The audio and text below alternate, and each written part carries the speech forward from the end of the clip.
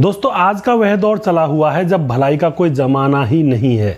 यह कलयुग का दौर है। अगर आप किसी इंसान के साथ कोई भलाई कर बैठते हो तो वह बदले में आपको धोखा भी दे सकता है और एहसान फरामोश भी हो सकता है और समय आने पर आपकी जान भी ले सकता है। आज की जो घटना है वह विशेष तौर पर इसी की ओर इशारा करती है कि लोगों के साथ भलाई करो तो वापस हमें भलाई नहीं मिलती है, बदले में हमें धोखा मिलता है। दोस्तों, पति ने जिस नौकर को अपने ट्रैक्टर चलाने के लिए नौकरी पर रखा था वही उसकी पत्नी के साथ संबंध बनाने लगता है और फिर एक बहुत बड़ा हत्याकांड होता है। लाश गांव के बाहर एक गड्ढे में पड़ी हुई मिलती है। आखिर क्या था और किसकी हुई थी हत्या, पूरी जानकारी यहां पर लेने वाले हैं। वीडियो को अंत तक जरूर देखिएगा। नमस्कार, मैं हूं सुदेश कुमार और ब्रेन डिमांड चैनल में आपका स्वागत है। यह घटना उत्तर प्रदेश के हमीरपुर की है। उत्तर प्रदेश के हमीरपुर में एक हरिप्रसाद नाम का एक व्यक्ति रहा करता है। उसकी शादी आज से 13 साल पहले हुई थी और पत्नी का नाम होता है रागिनी। उनके 4 बच्चे हैं और परिवार अच्छे से उनका रह रहा होता है। जो हरिप्रसाद होता है उसका ट्रैक्टरों का काम होता है, ट्रैक्टरों से मट्टी डालना, ट्रैक्टरों से ईंट वगैरह लाना। तो उसके पास बहुत सारे ट्रैक्टर हैं, तो ट्रैक्टरों का बिजनेस वह किया करता है। ट्रैक्टरों को धंधे पर लगाकर वह अपना भरण पोषण परिवार का कर रहा होता है। अब तक तो उनका समय अच्छे से गुजर रहा था, लेकिन अब उनके हंसते खेलते परिवार को न जाने किसकी नज़र लग गई थी। अब उनके दिन उल्टे चलने लगते हैं। दोस्तों, उल्टे दिन कैसे चलते हैं? हरिप्रसाद के पास कई ट्रैक्टर थे, तो उसको एक ट्रैक्टर चलाने के लिए कोई मजदूर चाहिए था, ड्राइवर चाहिए था ट्रैक्टर को चलाने के लिए। तो वह एक ड्राइवर की तलाश कर रहा होता है। बहुत सारे लोगों से कहता है कि भाई तुम्हारी नज़र में कोई ट्रैक्टर का ड्राइवर हो तो मेरे पास भेज देना, क्योंकि मेरा ट्रैक्टर एक खाली है, उसको चला लिया करेगा। हर इंसान यही सोचता है, अपने व्यापार को, बिजनेस को बढ़ाने की सोचता है। तो इसमें हरिप्रसाद ने भी यहाँ पर कोई गलती नहीं की थी। अब दोस्तों, हरिप्रसाद एक ट्रैक्टर पर एक ड्राइवर रखने के लिए उसको मिल जाता है जिसका नाम होता है सुनील, जो कि गांव के दूसरी तरफ का रहने वाला था, गांव का ही था। सुनील उसके ट्रैक्टर पर आकर रहने लगता है और ट्रैक्टर चलाया करता है। कई बार सुनील अब इतना गहरा मित्र बन जाता है हरिप्रसाद का, क्योंकि वह ट्रैक्टर अच्छे से चलाता और मुनाफा करवाता है। तो हरिप्रसाद को वह सबसे प्रिय हो जाता है और सुनील अब उनके घर भी आने लगता है। ट्रैक्टर को खड़ा करने के लिए घेर में जब आते हैं ये लोग तो घर पर भी आ जाया करता है, घर आ जाया करता, घर आना जाना लगा रहता है। अब यहाँ पर क्या होता है, जो सुनील होता है हरिप्रसाद की पत्नी रागिनी की तरफ देखने लगता है, क्योंकि रागिनी देखने में बहुत ही खूबसूरत थी। अब वह उस पर डोरे डालने लगता है और वह चाहता है कि यह मेरी हो जाए। तो एक दिन मौका देखकर, जब घर पर कोई नहीं था, रागिनी अकेली थी, बर्तन मांज रही थी, बच्चे स्कूल गए हुए थे, तो वह उनके घर में घुस जाता है और वहाँ जाकर के वह रागिनी के पास बैठ जाता है। और सुनील रागिनी से कहता है कि भाभी, आपसे कोई कह नहीं सकता कि आप 4 बच्चों की माँ हो। आपका शरीर इतना फिट है, आप बहुत खूबसूरत हो, सुंदर हो, लगता ही नहीं है कि आप 4 बच्चों की माँ हो। दोस्तों, यही सबसे बड़ी कमजोरी होती है औरत की। कोई उसकी अगर तारीफ़ कर दे तो वह उसी के भाव में बहती चली जाती है, यानी कि औरतें तारीफ़ की ज़्यादा भूखी रहा करती हैं। अब यहाँ पर जो रागिनी होती है वह मुस्कुराने लगती है और जो सुनील होता है वह धीरे धीरे उसके पास आ जाता है और उससे प्यारी प्यारी बातें करने लगता है। और उस दिन घर पर कोई था ही नहीं और वह उसका हाथ पकड़ लेता है। उधर रागिनी भी विरोध नहीं करती है, क्योंकि उसने उसकी तारीफ़ जो कर दी थी।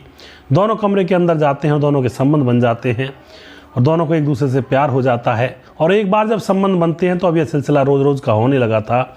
जब भी घर पर हरिप्रसाद नहीं रहा करता तो सुनील पीछे से घर में आया करता और रागिनी के साथ संबंध बनाया करता।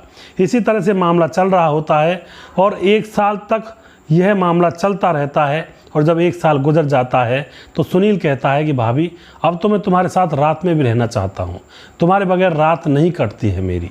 तो जो रागिनी होती है वह कहती है कि तुम रात को भी आ जाया करो और तुम घेर में ही आ जाया करो, वहाँ पर कमरा खाली पड़ा रहता है। दोस्तों, अब सुनील एक चाल चलता है, हरिप्रसाद से कहता है कि भाई, मेरे घर में मेरी पत्नी रूठ करके मायके चली गई है और मेरे घर में कोई खाना बनाने वाला नहीं है, तो मुझे एक कमरा दे दो। तुम्हारे बहुत सारे कमरे हैं, घर में भी हैं और तुम्हारे घेर में भी बहुत सारे कमरे हैं। तो जो हरिप्रसाद होता है वह घर के अंदर ही एक कमरा सुनील को दे देता है, बाहर वाला कमरा। यह सबसे बड़ी गलती थी हरिप्रसाद की। सुनील उन्हीं के घर में सोने लगता है और अब जो सुनील अपनी भाभी रागिनी को रात को अपने पास बुलाने लगता है, जब हरिप्रसाद सो जाया करता और बच्चे भी सो जाया करते हैं। तो यह सिलसिला धीरे धीरे चल रहा होता है। रागिनी को लगता है कि अब तो सुनील ही सब कुछ है, बहुत ज़्यादा प्यार करता है, मेरी छोटी छोटी इच्छाओं का आदर करता है, ख्याल रखता है मेरा। तो यहाँ पर रागिनी अब सुनील के प्यार में इतनी पागल हो चुकी थी कि उसको ना अपने बच्चे दिखाई दे रहे थे और ना ही अपना पति दिखाई दे रहा था। दोस्तों अब क्या होता है, धीरे धीरे यह मामला चल रहा था। एक दिन रात को अचानक से हरिप्रसाद की आंख खुल जाती है। वह देखता है कि बेड पर उसकी बगल में उसकी पत्नी नहीं है। तो अपनी पत्नी को इधर उधर देखता है, देखता देखता सारे घर में देख लेता है, कहीं भी नहीं मिलती है। तो बाहर की तरफ निकलता है। बाहर वाला कमरा था वह सुनील का था और सुनील के कमरे में झांक कर देखता है, वहाँ से अजीब अजीब आवाज़ें आ रही थी। तो देखता है उसकी पत्नी नग्न हालत में सुनील के साथ संबंध बना रही है। यह देखकर उसके पाँव के नीचे से ज़मीन खिसक जाती है कि मैंने जिन लोगों के साथ भलाई की उन्होंने ही मेरी पीठ में खंजर घोंपा है।